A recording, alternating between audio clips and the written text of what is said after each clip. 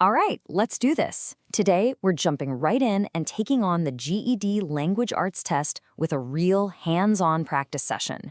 This is your chance to get a feel for exactly what the real exam is like, question by question. And you know these questions are the real deal. They come straight from Dr. Coolcat's team, and we've designed them to feel just like the test you'll be taking. Our goal here is super simple, to get you walking into that testing center feeling totally prepared and confident. Ready to get started? Here's the game plan. It's really simple.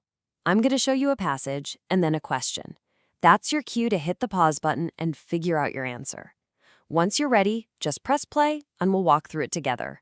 We're going to break down why the right answer is right and, just as important, why the wrong answers are wrong. Let's go. First up is Set 1, Analyzing Arguments. On the GED, you've got to be able to quickly figure out what someone's main point is in a debate. Let's see how you do. Okay, so here's our first passage. This is a classic GED setup, a city council meeting transcript. You've got one person arguing for a new light rail system and another person arguing for buses instead. Pay really close attention to what Councilmember Denton and Council President Alvarez are saying. Go ahead and hit pause now so you can read it all the way through. All right, you read it? Let's zoom in on Council President Alvarez. The question is, which of these summaries really captures her main point? We're not looking for a small detail here. We want the best summary of her entire argument. Take a look at your options and pause right here to make your choice. And the correct answer is B. So let's get into the nitty-gritty of why B is the best choice and how you can avoid the traps hidden in the other answers. If you picked B, you nailed it. So here's why. Option B says she thinks the project is impractical, expensive, and a bad deal for taxpayers. That perfectly matches her saying things like, let's fix the potholes first and avoid nostalgic projects. But now, look at the big trap, option C. It brings up building a manufacturing plant. Now, Alvarez does talk about building buses locally, but she never ever says the city should build an entire factory. And that, my friends, is a classic GD trick, an answer that adds a detail that just isn't there in the text. You gotta watch out for those. Okay, let's switch gears. We're moving on to our second set, which tests a completely different skill, narrative and sequencing. For this one, it's all about putting a story's events in the right order. So we're going from a formal city council meeting to a short story. This piece is called Apple Butter Winter, and it's all about a childhood memory. As you read this one, I want you to pay close attention to the order of events.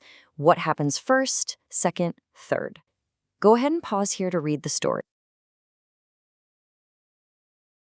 Okay, you will absolutely see a question like this on the real test. It's all about sequencing. On the computer, you'd actually get to drag and drop these into place. But for now, just look at these 4 events from the story. Your job is to figure out the correct chronological order. Go ahead and pause here and get them sorted out. And here is the correct order. First, Marcel climbs the tree. Then she lowers the basket. After that, they pull the sled together. And it all ends with the narrator tracing initials on the steamy window. The secret here is just to follow the action. See that logical flow? Climbs, then lowers, then pull, then traces.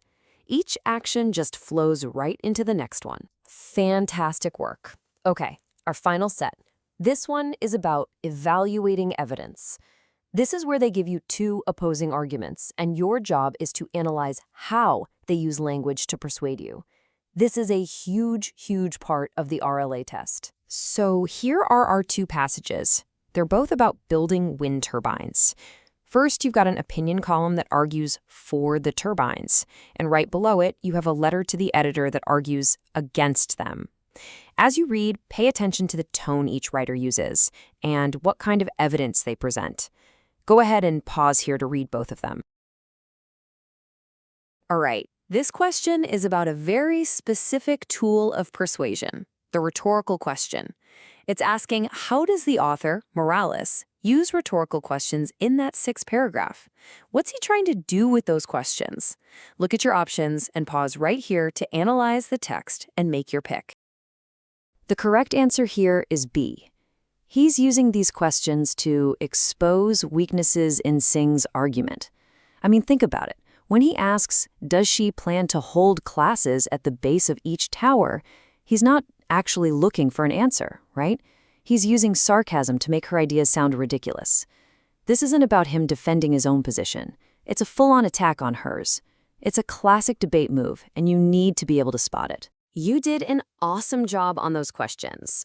So now that you've seen the test in action, let's zoom out for a second and talk about some of Dr. Kolkat's top strategies that you can take with you on test day. Think of these as your secret weapons for the test. Map the claim early. That's exactly what we did with that city council debate. Sequence with verbs. That's how we cracked the apple butter story. And remember that last question? That's answer your own rhetorical questions, figuring out why the author is asking them. And maybe most important of all, a hypothesis must be tied to evidence. That's why we tossed out that manufacturing plant answer. It was a guess that the text just didn't back up. You made it through the practice. Awesome. Now let's talk about what you should do next to keep this momentum going. So take a second and think about it. Which one of those questions we just did was the trickiest for you? Was it the argument, the sequencing, or the rhetorical question? Knowing what challenges you is honestly the first step to getting better. And I'm serious. Whatever your answer is, drop it in the comments below. If you got one wrong and you're still not sure why, ask us. Our team and this whole community, we're all here to help you figure it out. We really do read every single comment. And one last thing. After you go and take your official GED test, we want you to come back here. Come back to this explainer and tell us how it went. Let us know if this practice helped you feel more prepared. It really helps us help other people who are in the same boat as you. You did an amazing job today. If this practice session helped you out, do us a favor and hit that like button. And definitely subscribe for more explainers just like this one, designed to help you crush your tests. Thanks for learning with us, and we'll see you in the next one.